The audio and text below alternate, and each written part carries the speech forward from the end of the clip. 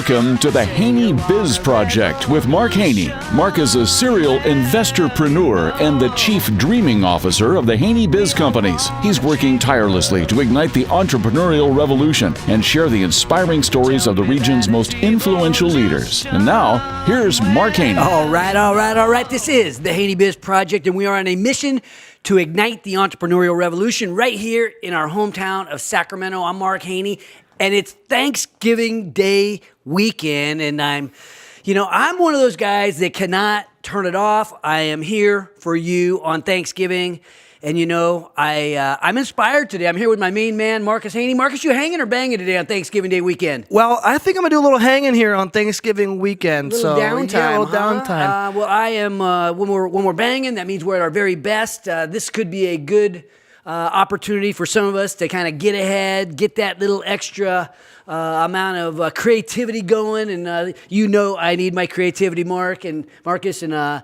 so I'm thinking about, as we're here on Thanksgiving Day weekend, and thinking about what I'm most thankful for. And we're here inside Mark Tank, right, at the Allegiant Giving Center here in Rockland. And all around me are the things that I'm most thankful for. My team is here by my side. I have memorabilia of things that are important to me all around me. And I have you, Marcus Haney, somebody I'm extremely thankful for. Now, what are you thankful for this weekend?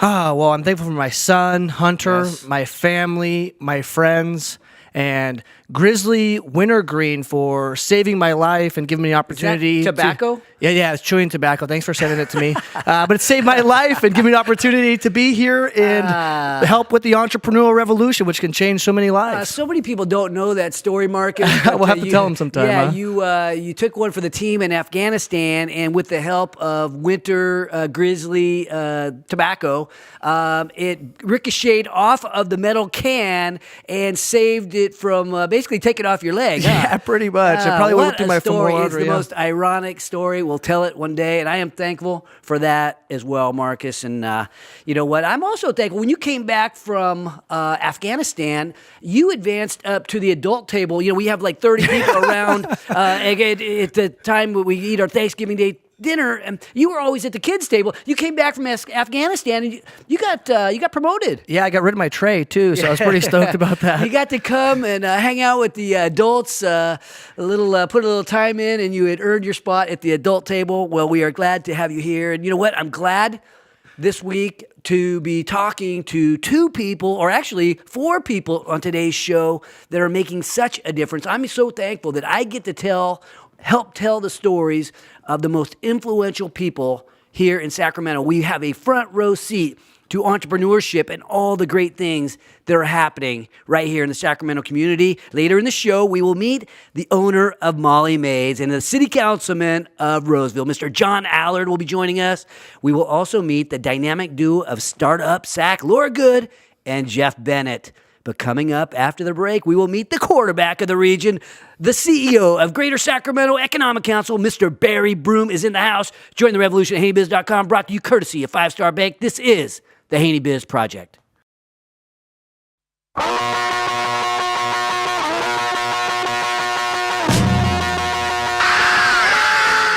Now, back to the Haney Biz Project with host Mark Haney. All right. Welcome back to the Haney Biz Project, brought to you courtesy of Sun System Technology. I'm Mark Haney, and I am joined by Barry Broome. Barry is the president and CEO of Greater Sacramento Area Economic Council, GSAC. He basically runs the region's, he acts as the quarterback for all the leaders in Sacramento to bring the team together for economic growth. How you doing, Barry? Doing great. Doing fabulous. Thank you for coming in today. And now you and I talked on the way in, as we were going in through email slightly.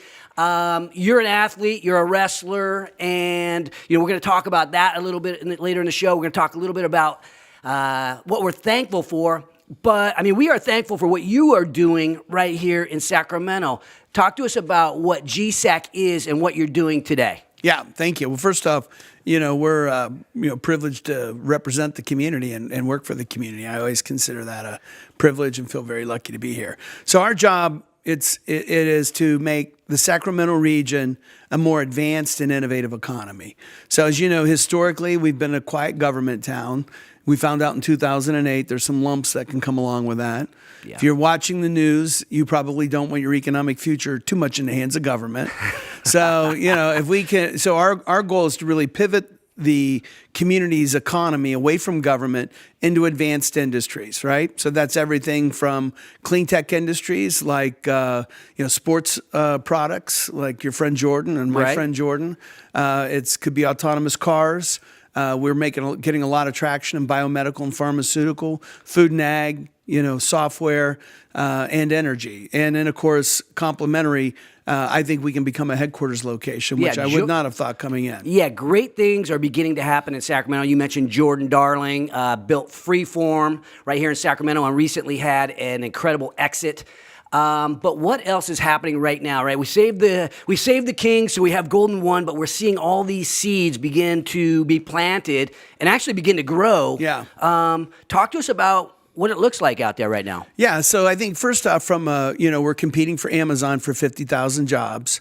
So even though Jeff Bezos is worth $88 billion, I consider this decision on whether or not he locates with Sacramento the litmus test on really whether or not he's a talented business leader. But the $88 billion may pull rank on me. Yes. But I think we have a very competitive story for Amazon, and we have gone after Amazon with the expectations to win it. One of the things that we've learned in this process is, our community is very competitive, willing to work and cooperate together for big ideas. But also we learned, we need a regime change from an economic mentality standpoint at the state. Great gratitude to Governor Brown, but the next governor is going to have to do a better job on helping us with the economy. I think what was announced just the previous week was Sacramento State Student Entrepreneurship Program. You bet. So our organization has been working with Dr. Robert Nelson and Dale on designing that. I know you're on the advisory board. Yep. I'm on the advisory board. But there's a lot of things that weren't out in that press conference was, Rick Rasmussen out of Berkeley, who's had 5 IPOs, is designing the curriculum for the program. And we're looking forward to working with Sac State on an emphasis on artificial intelligence and machine learning. We have about 7 or 8 companies to announce the next 2 or 3 months. Wow. So we're starting to get some nice traction there. And I think we're starting to see real signs that there are some industries like biomedical, biotech, pharmaceutical that I think we can be a major player in that people may not consider us a major player in. So our goal the first 5 years, I've been in the job a little over 2.5, was to change the brand and the reputation of the community, make it more efficient, productive, and competitive, and build a true public-private partnership. So the last 2 weeks, we've gotten our 40th CEO on our board. So we have 40 CEOs on this board. 30 of them have made a $500,000 commitment. 10 have made a $250,000 commitment. Wow. And that is not a small commitment by any market, let alone a market our size. And I think it speaks to the real strength of our region in Sacramento, and that is the commitment that our community has to ourselves and to our future. And I'm humbled by the level of dedication of the CEOs, and 20 public leaders are on the board with them. So it's really exciting time. Incredible commitment. And you mentioned Dale. We're talking about Dale Carlson, the founder of the Sleep Chain. He just donated $6 million to Sacramento State in the name of entrepreneurship, he and his wife, Katie. And you mentioned you and I are sitting on the advisory board. But as we start to plant those seeds, right, at Sac State, it's even younger than the entrepreneurs. I mean, a lot of these guys are fledgling entrepreneurs or thinking about being entrepreneurs. So you're 2.5 years into this 5-year goal. And you have some big stuff on the horizon. Can you give us a sense as to what your vision is, maybe after the 5 years is up and maybe even beyond? Yeah, I think one of the things that building a community's economy is just like starting a business. So I walked in the door 2.5 years ago with 12 CEOs, no public officials, and a file. I had a few employees from the former SACTA organization that hung around and helped me launch this. I want to put a shout out to Anna Strauss, who's a friend of ours, who did a great job with me. Sherry Little, who's now over at CalPERS, and Vanessa Young, who works at SMUD. So we had 3 of them really hang in there and help me launch this and did a great job and helped with the transition. But I think, after the second 5 years, I always call it, lift your chin, broaden your shoulders, and steel your spine, because, transforming an economy is going to take intense dedication. But I think years 5 and 10 beyond that, I think we'll have an established reputation nationally as an innovative market. We're trending right now, top 18 in the U.S. Our goal is to be in the top 20 in the world, and we think we can do that by 2030. I think our next 5 years out, instead of corporations immediately choosing the East Bay when they reallocate their assets out of the city, I think we'll be a much more likely candidate for headquarters. And I think you look at our airport now, we have the #1 rated airport in the U.S. This is how things can change. 10 years ago, the county supervisors put $1 billion in the airport, financed it against Gates. We lost 25% of our business. They restructured the business. It's now the #1 rated airport in the United States of America for customer service by J.D. Power. So it's that really determined excellence that takes 5 to 10 years that's in front of us. But I'm confident we'll step up to the plate and achieve it. Well, it takes leadership, and I think, Barry, I think of you as a leader. You're assembling this group of powerful entrepreneurs and successful business people, and bringing the government together to try to work together. But I'm thinking about you as a leader, because your style is uncommon. As we talked about, we make a lot of sports references on this show. You were a wrestler, and I was thinking about Barry as an athlete, as a young person, and thinking, as an older guy, you're still in great shape, right? Let's say we got a bunch of 50-year-olds together and we're saying, you know what, let's choose up sides for tackle football. It'd be like, I hope I'm on Barry's team. It's like, I don't want to get tackled by Barry.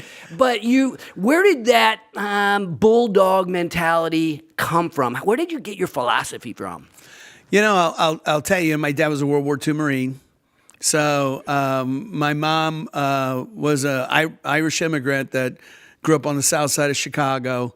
And, education and toughness, not in that order, was what they taught. So it's old school, but the worst thing that could happen to you and my family was somebody whipped your behind on the playground. Oh. Yeah, you didn't. You didn't come home after getting your butt kicked. You were, that guy better have been 4 years older and a foot taller.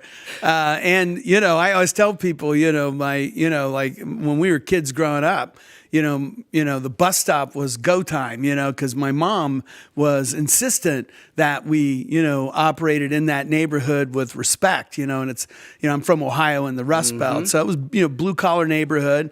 And I was in the police athletic leagues coming up. So my coaches were all cops. Yeah. And my older brothers were wrestlers.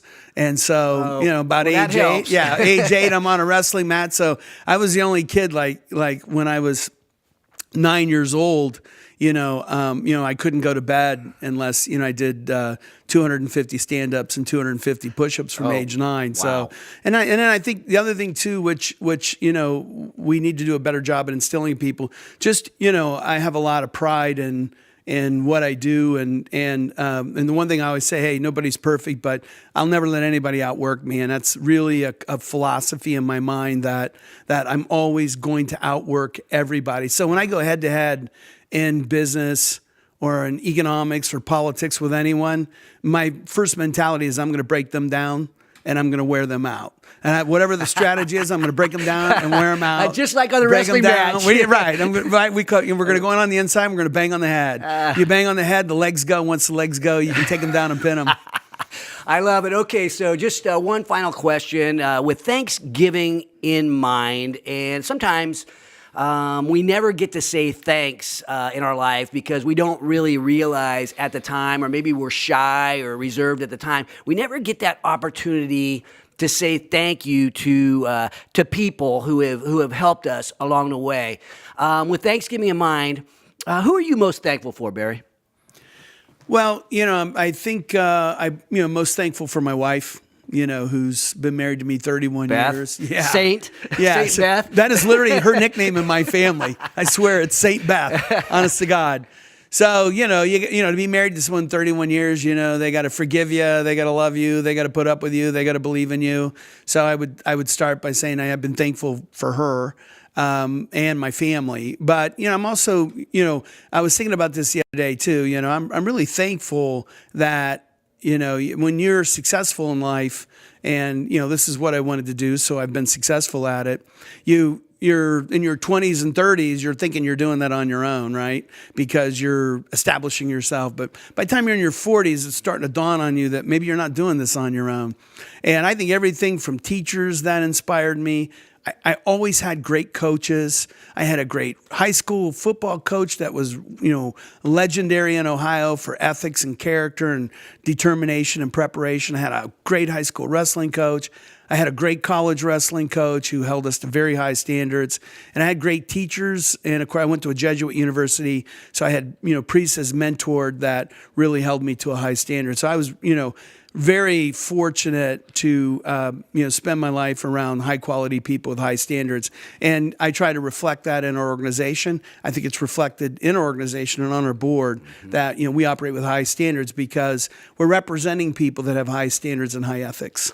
A lot of gratitude to go around. Barry Broome joining us. He is the leader at GSAC, the CEO and president. I can tell you, Barry, that we are grateful that we have you here representing us in Sacramento from an entrepreneurial standpoint, and you are doing so much. So thank you for what you do here for Sacramento. Coming up after the break, we will meet John Allard. John is the owner of Molly Maids, and he's a councilman for the city of Roseville. Join the revolution at HaneyBiz.com, courtesy of Audi Rockland. This is the Haney Biz Project.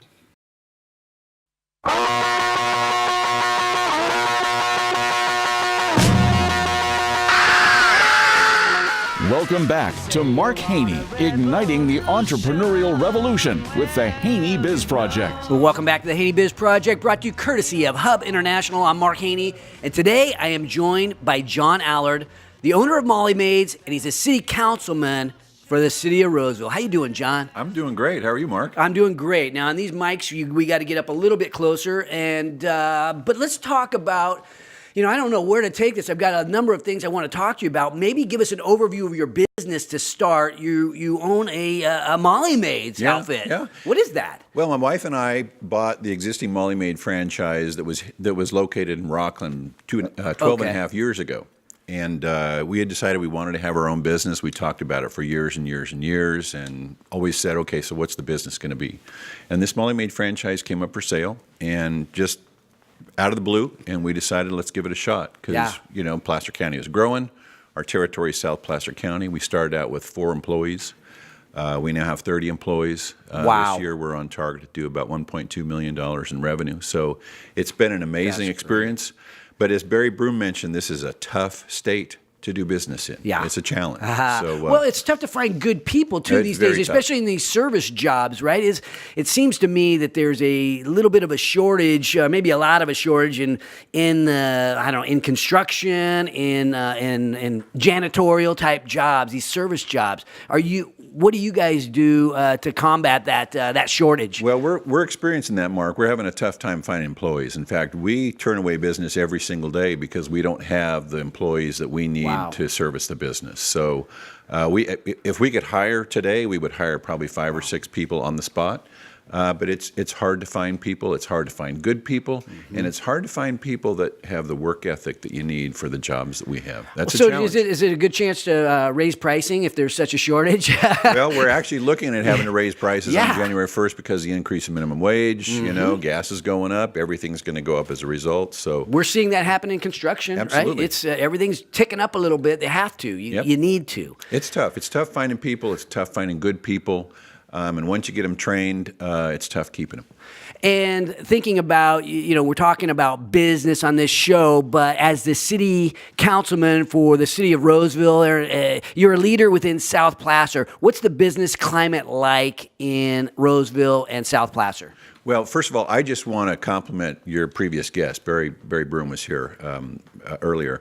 I want to compliment him on the work that he's doing because he's not only helping communities like Roseville and Rockland and Lincoln, but the greater Sacramento region be much more competitive on an economic basis and helping to bring jobs and businesses and opportunities to our region. So Roseville's a great place. My wife and I have been in Roseville for 32 years. It's an amazing community. It's a great place for people to raise a family. It's a great place for people to start a business, but it's very competitive. Yeah. economically, it's very competitive right now. And so we got to stay on the cutting edge and trying to attract, good businesses, good jobs, good people to our community. Yeah, and one of the, I grew up in Roseville, so in many ways I consider Sacramento my hometown, but specifically Roseville. My wife and I, even last year, we bought our burial plots. We're going to be buried in Roseville, so I'll live my remaining days in Roseville. And it is a great town. Schools, parks, the way, law enforcement. I mean, there's a lot of great things. I can't see why somebody wouldn't want to locate a business in Roseville.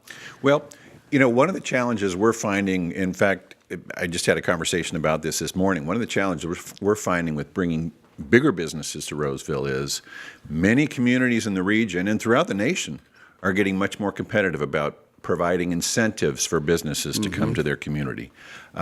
Roseville has not been as aggressive about that, and that's something I'm trying to change because I think that's important. We've got to be competitive. It's a great community, quality of life is high, but there's competition to bring businesses and jobs to communities. And so we're looking at ways maybe we can be a little more competitive when it comes to incentivizing businesses to come to Roseville. Yeah, and a lot of these things, Barry talks about deals, right? He makes deals all the time. And you and I have talked about this a little bit. Sometimes it takes locking yourself in a room and coming up with a deal. It doesn't happen by just a flyer that says great parks and great schools. That gets you in the conversation, but then you've got to hammer home a deal at some point. That's right. Well, and as elected leaders in our community, we as council members have got to be willing to go out on the road and sell our story, sit in rooms, boardrooms, and conference rooms and have conversations and be there when deals are made because that's what businesses are looking for now. Yeah. You got to be competitive. You got to be with your competitors and offer the deals that are being offered elsewhere, depending on what that deal looks like. But you have to be at the table. Well, we talked a few weeks ago on the show about a new program called Rise that the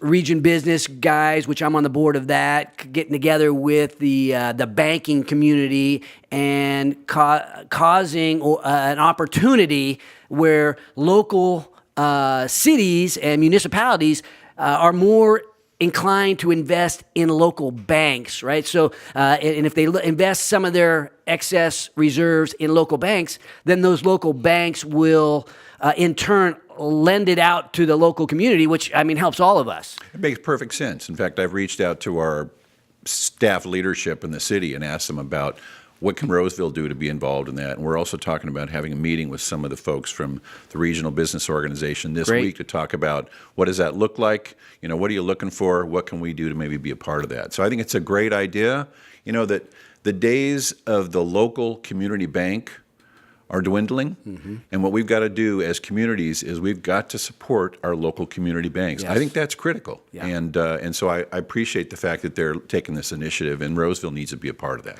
And thinking about, we talked about your dad a little bit earlier, right? We have a lot of patriotism that runs through this show. Barry's dad was a Marine in World War II. Your father was in the Battle of the Bulge. Yeah. Tell us that story. My father went over to Germany in late 1944 and was involved in the Battle of the Hurtgen Forest and then the Battle of the Bulge, and was critically injured the end of the year 1944. In fact, at one point he thought he was going to lose his left arm below his elbow, and his right arm completely at the shoulder. But through perseverance and great medical care, and frankly, the true man faith upstairs, in God, he recovered and had full use of both arms. But he spent a year in hospitals over in Europe and in the States, and was an incredible man, an incredible role model, and somebody I think about every single day that I'm grateful for having the opportunity to grow up with. Frankly. Yeah, where we shape, we talked about Ronald Reagan as well, and all great things in America begin at the dinner table, and we learn so much from our mom and dad and our brothers and sisters and our philosophies that are shaped. You guys talked politics around the table when you were a kid. Yeah, we did. And then you go into politics at some point, huh? Well, and we talked politics around the table with our kids. We have 3 kids, and those were the things that we talked about. And when I was on council previously, my 3 kids went with me to events and to council meetings. In fact, they'd sit in the front row and do their homework at council meetings because I wanted them to see what government's all about, and I wanted them to see my dedication to my community and helping to, be a part of our community. So, yeah, that's something that I grew up with, and I tried to pass it on to my kids. Not enough of that happening these days, and you turn on the news these days, and there's a lot of noise, and to get down into the real issues about putting food on the table for our families, you get that a little bit more at a city council meeting than maybe you do on turning on, CNN or one of the other news channels. Absolutely. That's one of the things, Mark, that I like about local government because, first of all, you can go to the grocery store and run into the people that elected you. But second of all, at a council meeting on Wednesday night, we can make a decision. On Thursday morning, it can be implemented. And so you have a direct impact on the community. But you also have an understanding of what the community needs. I think the folks in Sacramento, in state government, and in Washington, D.C., and the federal government are getting lost. They're losing that connectivity with the people that elect them, and I think that's one of the challenges we're facing, frankly. And you may have noticed this, Facebook Live, you can see this, you'll see this if you do our YouTube video, but I'm growing out a mustache, and this is the month of November, and they have something referred to as Movember, and it's to recognize and cause awareness for men's health issues. You are looking great, but you recently went through some tough stuff, or maybe you're going through some tough stuff. Would you mind sharing a little bit of that? Oh, absolutely. First of all, for those people that can see me, my long hair, there's a reason for my long hair. I always wanted to grow my hair long. And when I was diagnosed with prostate cancer in April, I said, well, I guess there's no better time than now to grow my hair.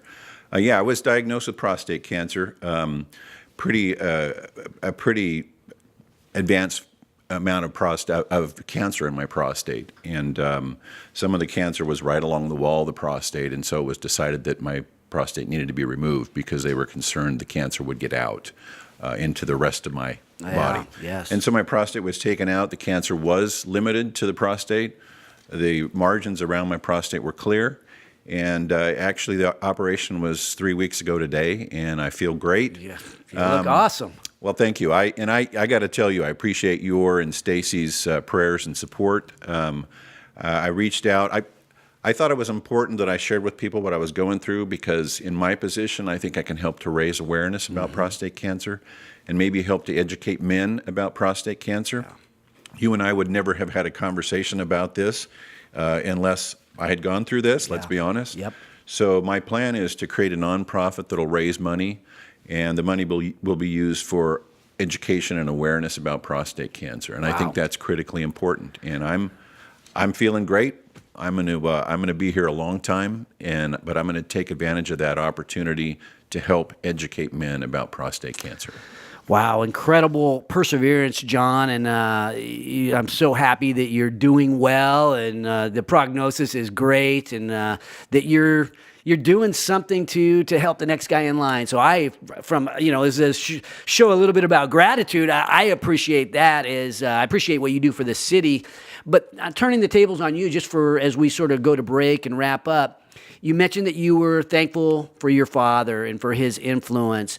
Sometimes we don't get a chance to say thank you to people that have done something for us or that cared about us or maybe even taught us a tough lesson. If there's somebody that you can think of that you'd like to say thank you to, who would that be? Boy, that's a great question. First and foremost, I'd like to thank my Lord God, Savior Jesus Christ, because He has blessed me with so many incredible things, and I'm very comfortable saying that on your radio show. I have been blessed. My life has been blessed, and I'm thankful. My parents were incredible role models for me. I'm thankful for them. They're both gone, but they left a lifetime-lasting impression on me. And I can't go without thanking my wife, Lisa, who is an amazing life partner. We've been together, been married for almost 32 years now. And she has been an incredible friend and wife and mother and partner. She actually is the one that really runs our business. I just kind of hide there and pretend like I'm doing things. But she's an incredible business person. And then our children, our friends. I've had business people that I've worked with, government leaders I've worked with, friends like my dear friend Greg Van Dusen, who's sitting over there. Yes. I have been blessed with a lot of people in my life that have done amazing things with me and for me. And I am thankful for them. And I think at Thanksgiving, I say prayers for thanks of people that have influenced my life. John Allard, we are thankful for you. You've inspired us today in many ways, and you continue to inspire us with what you're doing at the city, what you're doing in building a business, and what you're doing in looking at the horizon and building the nonprofit to cause us to be more aware of men's issues. When we return, I will be joined by Laura Good and Jeff Bennett of Startup SAC. Join the revolution at HaneyBiz.com, courtesy of the Entrepreneurs Organization of Sacramento and law firm Greenberg Traurig. This is the Haney Biz Project.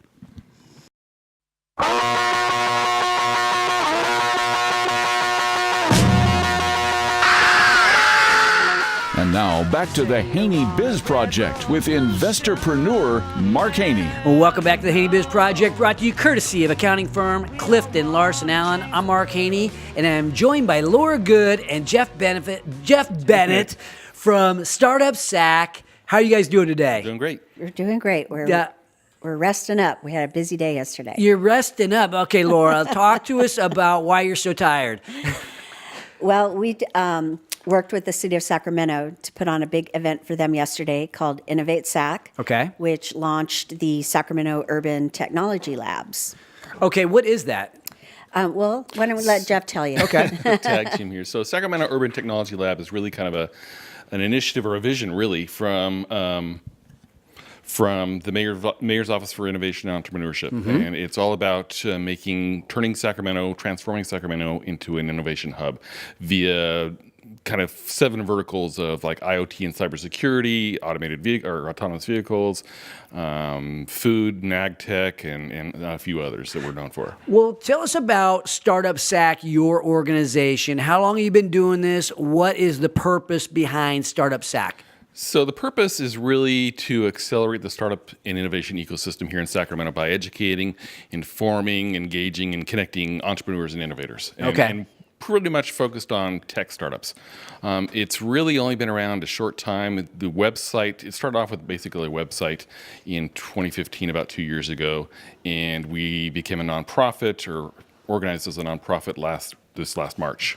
Well, Laura, why do you guys focus so much on the tech community, right? Entrepreneurs come in all shapes and sizes. How did you decide to focus in on tech?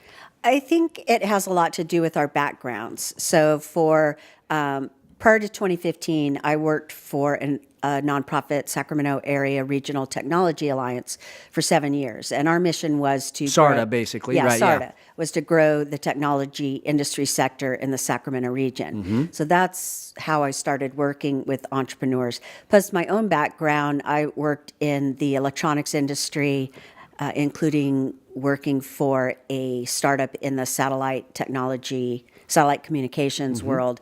So that was just kind of go with in what my you're blood. good at. Yeah. I mean, what does that say about Sacramento though right now? Do you think the opportunity in tech and tech startups is stronger than maybe in other areas? You've been around in the ecosystem here longer, Right. maybe you.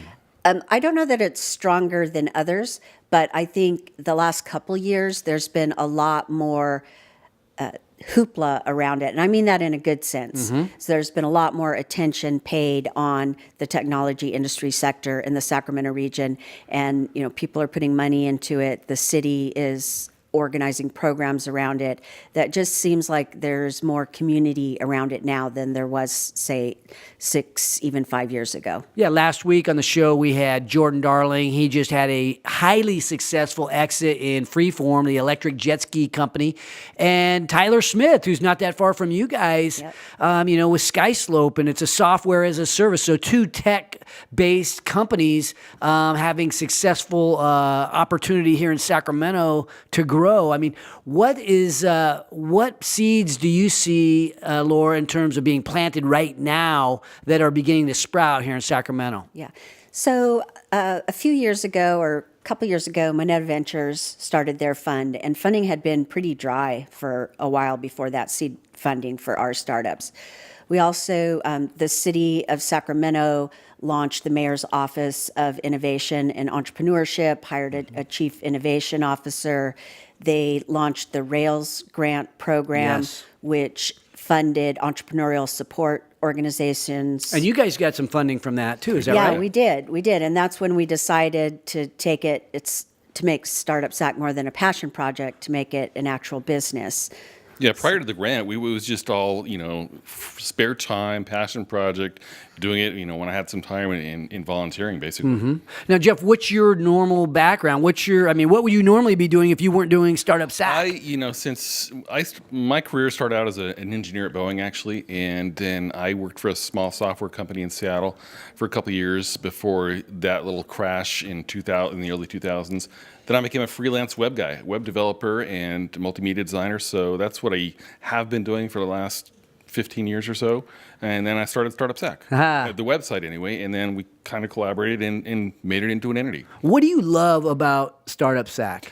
I really like putting out content about the resources and the events and things that can educate the entrepreneurs and the innovators in the ecosystem here. So I like writing the articles and publishing the resources, going out and interviewing the founders and publishing those, organizing some events. Laura's the event coordinator. She likes to throw the party. And Yeah. you put out the info. That's kind of how you guys break up the duties? We both do it a bit of both, Yeah. but I focus mostly on the website.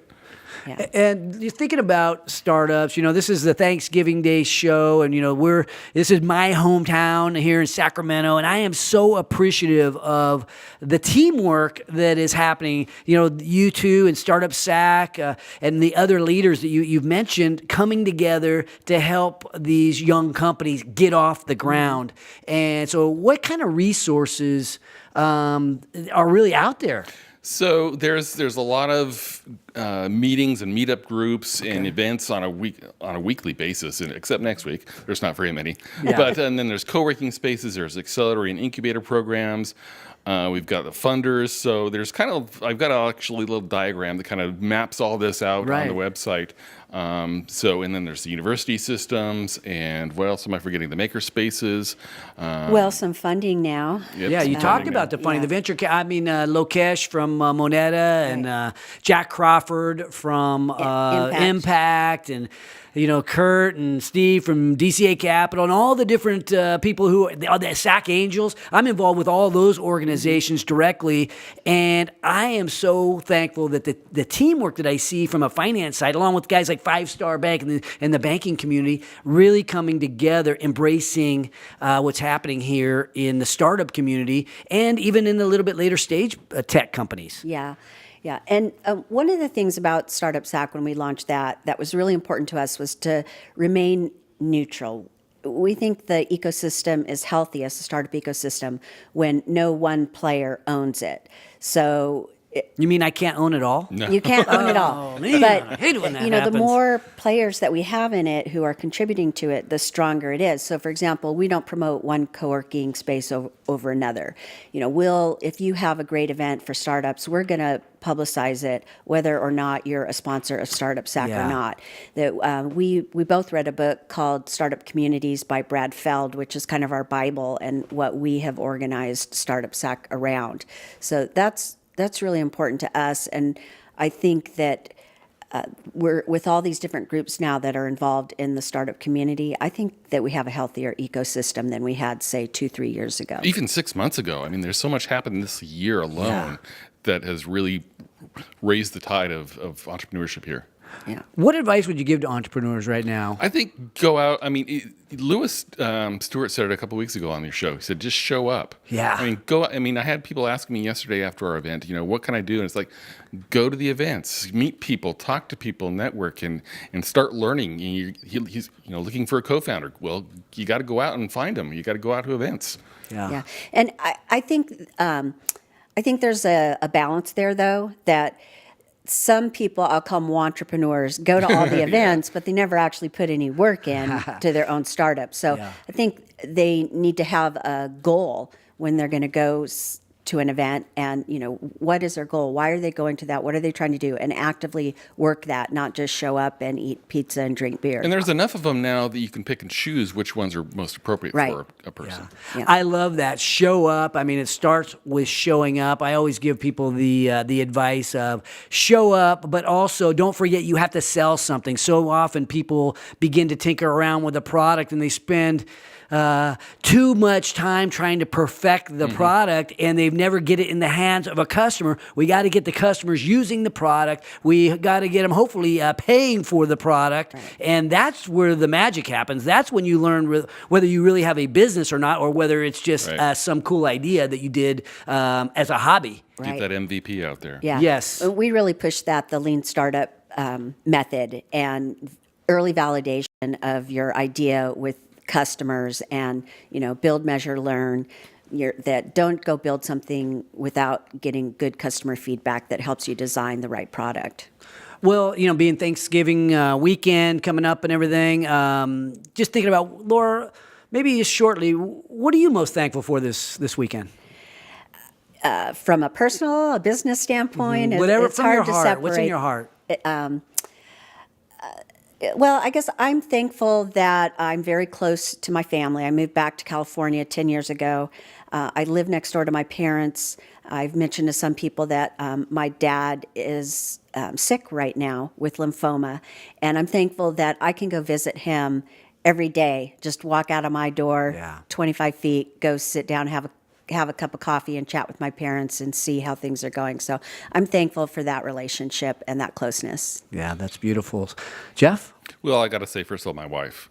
Thankful for her, thankful for the home we have, and thankful for being in Sacramento and the great community that we have here. It's a lot of fun, and I love what I get to do, so I'm thankful for that, too. Oh, well, I am thankful that you two joined me today. Thankful for what you're doing right here in Sacramento startup community. Next week, we are going to have an incredible show. We're going to have Dale Carlson. He's the founder of Sleep Train, right? Wow. And he just donated $6 million to Sacramento State University to build out their entrepreneurial and innovation center there. I'm on the advisory board. I was just sharing that earlier. But you know what? He's bringing along the president of Sac State, right? Mr. Robert Nelson will be joining us. We'll be talking about entrepreneurship there at the university and how the young people of our community really are the future. When we return, I will share our takeaways and closing thoughts about the importance of giving thanks. Join the revolution at HaneyBiz.com, courtesy of Ethan Conrad Properties and the financial advisor, Stiefel Financial. This is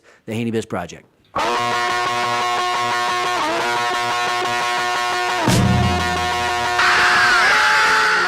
Welcome back for Mark's takeaways from today's Haney Biz Project. Welcome back to the Haney Biz Project, brought to you courtesy of Silver's HR. I'm Mark Haney, and I am back here with Marcus Haney.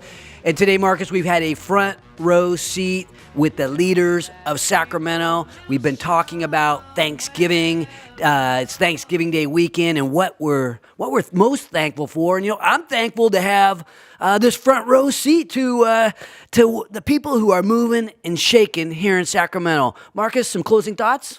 Yeah, absolutely. I am thankful to be a part of what's going on here in our great region of Sacramento and what Barry Broome and the Startup Sacramento folks are doing for entrepreneurs here in our region. I can't get enough of it, so thanks, y'all, for what you guys do for people like me and you, Mark. Yeah, no doubt. And, it's being Thanksgiving Day weekend, we always take a minute to think about things that we're thankful for. I mean, it's the gratitude, I think, that puts us in such a good mood. Whenever I think about how thankful I am for the people that I know, for the people in my life, the people that have been in my life up to now, it always puts me in a good mood. And I think that gratitude is so healthy for my soul, for sure. And I think about, have I lived a life that has regrets, right? Or do I have any regrets? And I think if there's any, it would be around not expressing my gratitude. And my wife and I picked out our burial plots last year. She turned 50, and doing that really makes you kind of contemplate your life. We're going to live in Roseville. We're going to be buried right by the football field. All the coaches over there in Roseville. I'll be able to listen to the crowd roar because the cemetery in Roseville is right next to the football field. It's very convenient for a guy like me who loves the sport. But thinking about your life is something that happens when you go through that process, and I think it's put me in the mindset of appreciation. Right? Have I told everybody that I love that I tell them how I feel about them? And I think sometimes I feel like what if I died today? And it's like, oh shoot, I'm not ready to go. I haven't done what I need to do. And other times I think, you know what? Everybody in my life knows how I feel about them and what is important to me. And I think I'll leave this world with people knowing at least what I stood for. And hopefully that happens, and how appreciative I am, the gratitude that I have. And I mean, I think about my friends and my family and my community. My family, there's nothing that's more important to me than my family, and how appreciative I am of them and what they've been in my life, right? You, Marcus, your sister, your children, my grandchildren. I'm thinking about my wife. The other day, my wife, your mom, Marcus, has a hearing problem. And her right ear, she can't hear anything, zero hearing. In her left ear, she can only hear about 40%. And so she wakes up occasionally, and this happened, just the other day, and she couldn't hear. And I just thought to myself, not only am I so thankful for my wife, but, I'm so thankful for her hearing, because, what does that do for any of us that if we can't hear? And I know there's a lot of people out there that have found ways to deal with these kind of challenges, but, I'm so thankful that I have her, and that she's able to hear, and that, that we have that time together to let each other know how we feel while we're here. And thinking about my friends, right? And thinking about, my buddy, my next door neighbor, Tom. He's having some eyesight issues right now. And, he couldn't see the other day. And we're talking about that. And just how thankful I am that Tom's going to be, he's going to be okay. He's working through it. And he's going to have his eyesight. But just some things that we take for granted and we don't say thanks. And thinking about Sacramento and the front row seat that we have, and seeing Sacramento unfold, and the heroes of capitalism, the entrepreneurs of Sacramento. We're sitting right here at this time when everything is in the process of changes and changing. And you know what? I think about the people that maybe don't see that. They cannot feel that. My mom had a brain aneurysm, and she, 20-something years ago, and she's not able to feel what I feel. And, and I think about Lauren, my right-hand girl here at the office. Her mom is, as we get older and suffer with different diseases and things like that, our memories go. And, Marcus, this show is a chance for me to learn, to listen, to be involved, but also to fall back on these memories, right? Not everybody has their memory. And it's thinking about how grateful I am that I have some of these basic things, and that I'm able to share some of my memories with the people that care about me, care about entrepreneurship. I'm able to help share those stories. Wow. There's nothing like being appreciative for what you got. So, Marcus, as we call this thing to a close on Thanksgiving Day weekend, I just say that we a special shout out and a special salute to the leaders of hometown patriotism, to Barry Broome, John Allard, Laura Good, Jeff Bennett, and to people like you fighting the good fight. We didn't talk about it too, Marcus, but you took one for the team in Afghanistan, and there's nothing that we're more appreciative than you and what you've done for this country. To the 13 stripes, to the 50 stars, and to the one big American story, always worth fighting for, yours. Never above you, never below you, always by your side.